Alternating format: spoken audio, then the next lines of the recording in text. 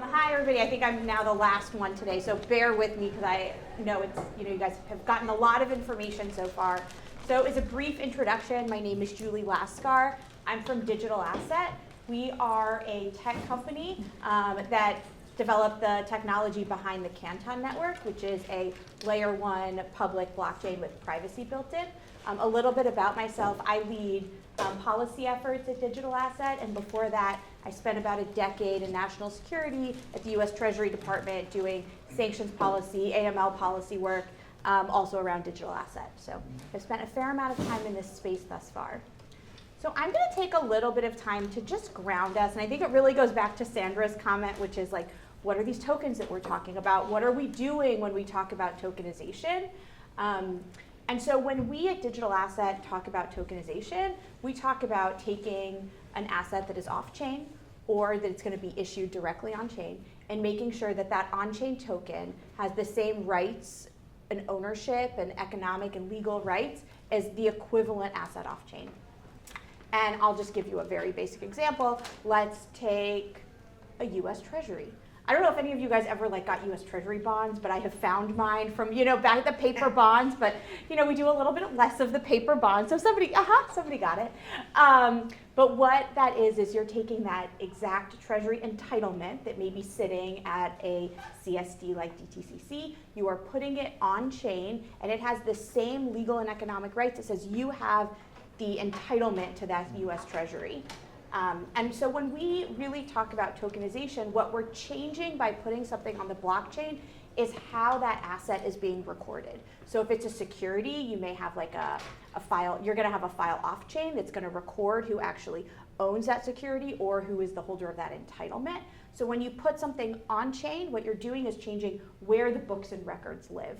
And I think we're seeing something very similar from the FDIC as they look at deposit tokens and how do you define what a tokenized deposit is. What they're saying is once you put that deposit on chain, what you're changing is just the mechanism by which you're recording where the liability is and who holds that liability. So that's where we really think of blockchains as the books and records for tokenization. I think one thing I just want to note is we talk so much about tokenization and putting assets on chain, but really the value, we get a question a lot of okay, but what's the purpose?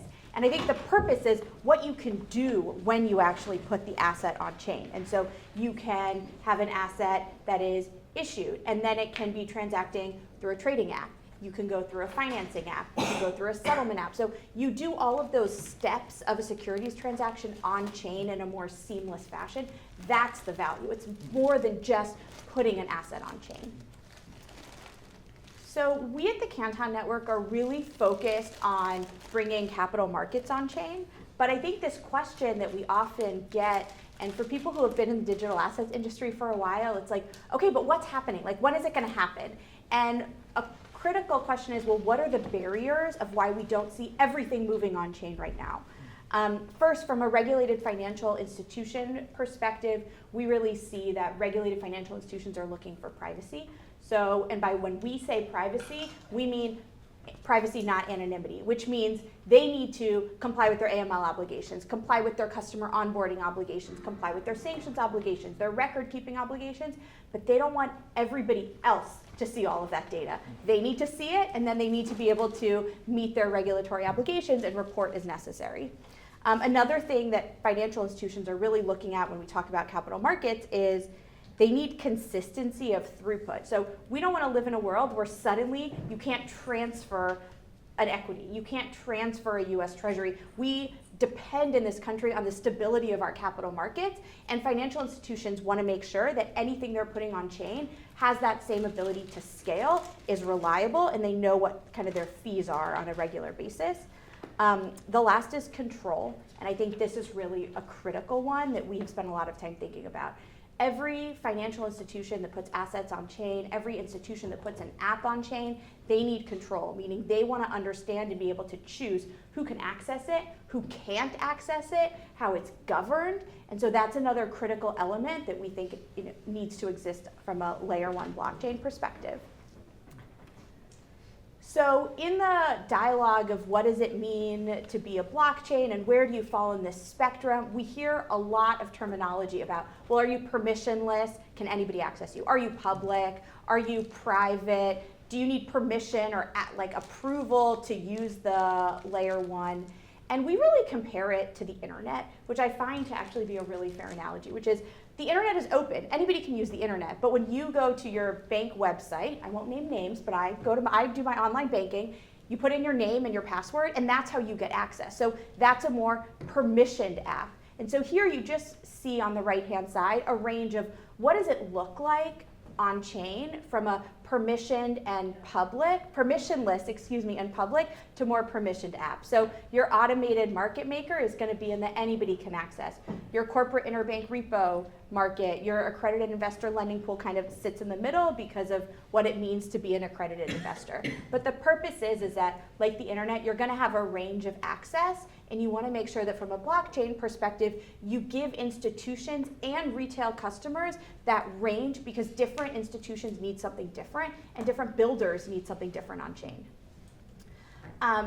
I think if we look over the many years of rounds of legislation that has come through the Hill around digital asset, there is always this question of like, what does it mean to be decentralized? What does validation look like? So I want to spend a minute just talking about how we operate as a network. Canton as a protocol, we really say is like a network of networks. And what I mean by that is if you see all of these little pink circles around, Digital Asset was founded in 2014. And for about the first 10 years, what we really did is we worked with financial institutions to create those pink circles, these private synchronizers. So we have a great example of an entity that is doing $8 trillion a month of repo on chain, and it's in a private synchronizer, which means they control who has access to it, they manage that synchronizer. And then what happened is that in 2024, we launched what's called the Global Synchronizer. So there was a group of entities that came together. They kind of stood up the infrastructure for the Global Synchronizer, and they're what we call super validators. And what that means is that when you, as an entity, want to transfer an asset, conduct a transfer across Canton, there's a two-step validation process. So the first is that everybody who's party to the transaction confirms it. So if you have an originator and a beneficiary and the token itself, let's just use a stable coin as an example, the originator sees all the information, and that's, those are those yellow dots. The beneficiary sees all the information, and the asset issuer, the stablecoin issuer, sees all the information. And then it gets routed through this global synchronizer, which we really describe as a post office. It's like a closed envelope. It does time stamping, it does routing, but they do not see the inside information, the details of the transaction. And that's one of the ways that we maintain privacy on the network. But the other benefit of doing it this way is twofold. One, as an institution, you always know who's validating your transaction. It's the people who you have already onboarded, or your counterparties, or folks who you are willing to do business with. That's who sees the information.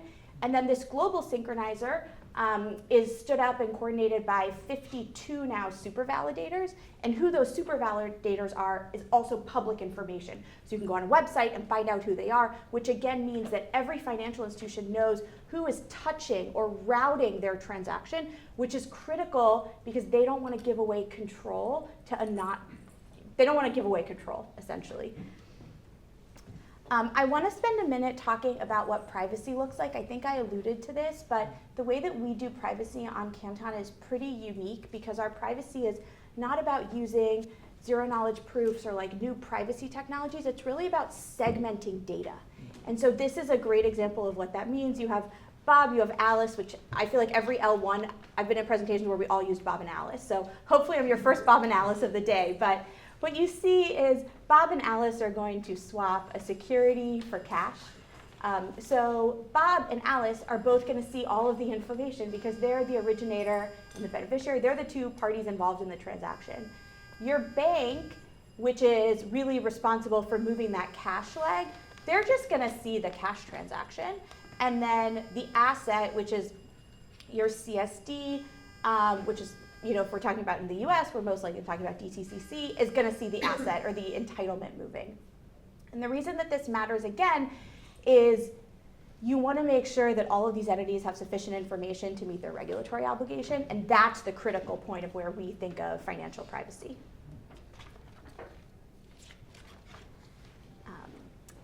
I want to take a moment to talk about, the DTCC project and a little bit about payments. So it's really like, but what activity is happening on this chain? So first, the SEC issued a no action letter to the DTCC back in December that would allow the DTCC to put on chain a segment of its entitlements, including of DTC custodied assets, including US Treasuries, a portion of equities, and some ETFs as well. And so this is going to be going live in October, and the first blockchain that they identified that they would be issuing on is Canton.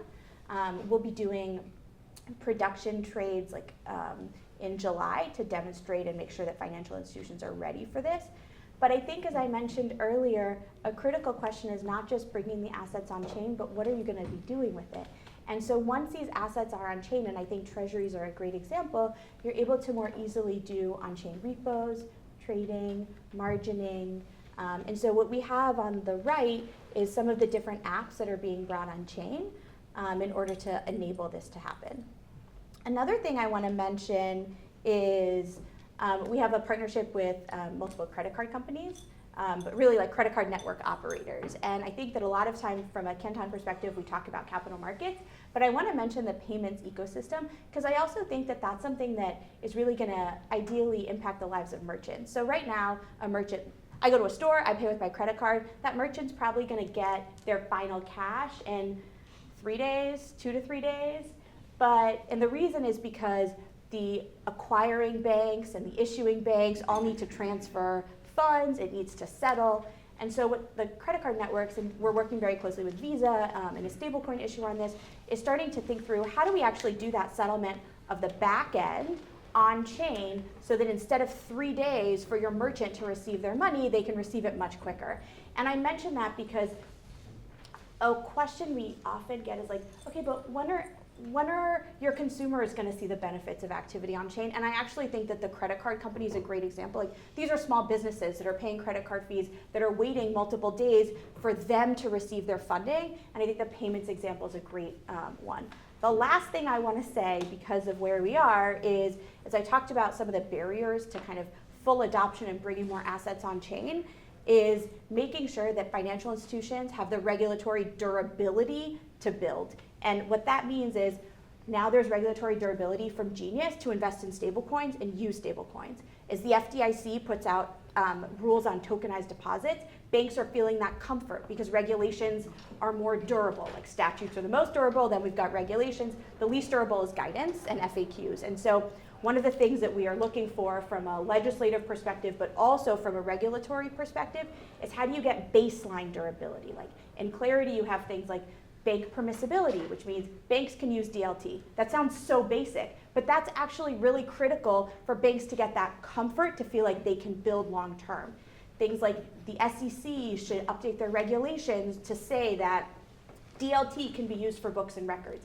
Again, these are baseline issues, but actually getting that into statute and then follow on regulation is what builds that durability that's critical for financial institutions to budget years out. So with that, I'll end because I think I have gone a few seconds over, but thank you all for your time.